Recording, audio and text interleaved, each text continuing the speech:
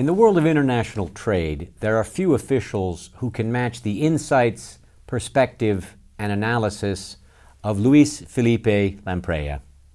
Mr. Lampreia has been involved in the work of the WTO and before that the GATT for many years, serving as the Brazilian ambassador to the GATT, serving as Brazil's foreign minister. He led Brazil's trade policy for a very long time. Now today, as Vice Chairman of the Brazilian Center for International Relations, Mr. Lampreia continues to devote his time and energy to matters pertaining to trade policy. Mr. Lampreia, welcome. Thank you. You had a center seat in the final stages of the Uruguay Round, and you helped create the framework of international rules that's in place to this day. How would you assess the results of the Uruguay Round for Brazil specifically, but in general, for developing countries and for the trading system? I think that nobody in 1994 could expect that the WTO would be as big a success as it has been. Basically because I think it has created a culture of multilateral management of international trade and a set of rules that function as let us say, a barrier against protectionism. We have just seen now with the crisis, major crisis that we went through or are going through, that nobody really embarked upon a protectionist course because I think fundamentally the WTO is the base for the international system of law, and I think that one must be very proud of what the WTO has achieved, and I am personally very proud of being part of that birth, like the Natchez used to say, present at the creation. But there are those who say that perhaps the Uruguay Round did not deliver as much as it could have or should have for developing countries. Do you share that assessment? I don't know, because as a matter of fact, first of all, you had a different distribution of power in 1994 than you have right now. The developing countries were much less of a force than they are right now. Second, because the main achievement, we were always very much aware of that, was the dispute settlement mechanism. And this was a way that developing countries could expect to have attribution of rulings, of adjudication in cases where they would never have the bargaining power bilaterally to expect a success, you see. You mentioned dispute settlement, and obviously that's very different under the WTO than under the GATT, but in other ways, how were the two organizations different? Well, I think the GATT was an institution that had its merits, of course. It contributed to very substantial liberalization of trade, but basically among developed countries. And developing countries were playing very much a minor role in the GATT, and I think in the WTO that's a completely different story. Yes. The Doha Development Agenda perhaps is emblematic of this. It's the first negotiation dedicated to improving the prospects for developing countries in the multilateral trading system.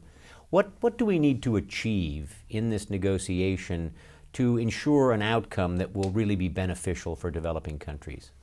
Well, from the Brazilian point of view, I must answer you that agriculture is the main area where action should be taken. As a matter of fact, agriculture has been most of the times, let's say, the weak link in the whole system, the one where most barriers persist, most subsidies, most trade distortions persist in the world in general, to be compared to manufacturers, for example. So I think that's the number one thing, and that can be to the benefit of all developing countries, not necessarily it is a threat, to developing countries. Of course, it must be done in a balanced way, but it can be a very important tool for social progress, like it has been in Brazil. Brazil is a different country now from what it was 25 years ago, basically because of the progress and modernization of agriculture.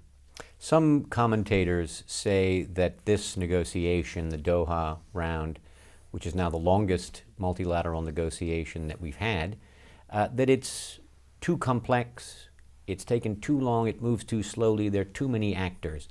Do you think that we need to consider reforms for future negotiations that might make this process a little easier?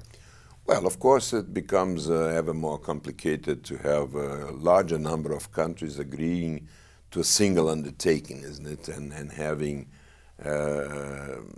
more complex matters always on the table to discuss and to agree upon, you see. So there's no question that this happens. So maybe if we are unable for some reason, and I think basically at this moment the problem is in the United States, the ballpark, I think that we are probably going to have to explore some avenues under the basic WTO framework, but maybe explore some areas that do not involve necessarily single undertaking approach, like a plurilateral understanding or coalition of countries who have the intention of doing sectoral agreements or so on.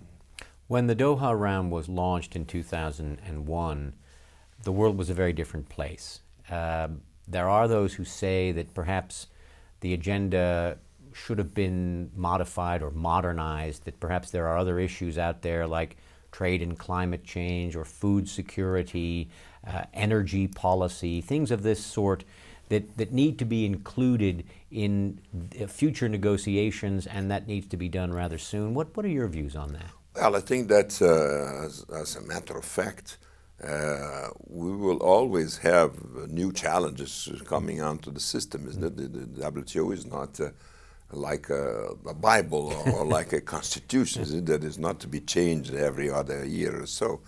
But I think that you have to adapt. For example, I think the climate change discussion is a very challenging one and a very complicated one. I think how do you marry the idea of free trade and the idea of restrictions to emissions can be very tricky, you see. So I think the WTO must be open to those kind of discussions, Do you think that the international crisis that we are all facing today has changed people's attitude towards trade? I think it has in the short term, because obviously if you have less income, if you have less jobs, and if you have less factories, you are bound to be less prone to competition, to exposure to foreign competition. That's inevitable. That is going to pass soon.